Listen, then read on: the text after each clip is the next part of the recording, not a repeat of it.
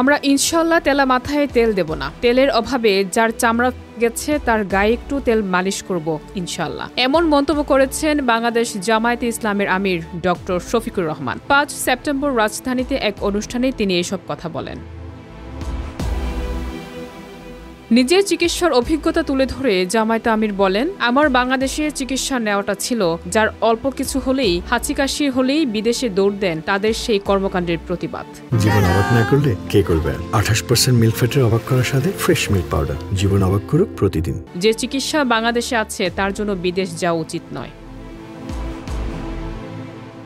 শফিকুর রহমান বলেন, আপনি দেশ বদলাবেন, জাতিকে সোনালী স্বপ্ন দেখাবেন, আগামী সোনার বাংলা গড়বেন, আর দেশ এবং দেশের চিকিৎসা নেবেন না। বন্ধু, আমি আপনাকে সমর্থন করি না। তিনি জানান, বঞ্চিত মানুষের অধিকার প্রতিষ্ঠা করাই তাদের মূল লক্ষ্য।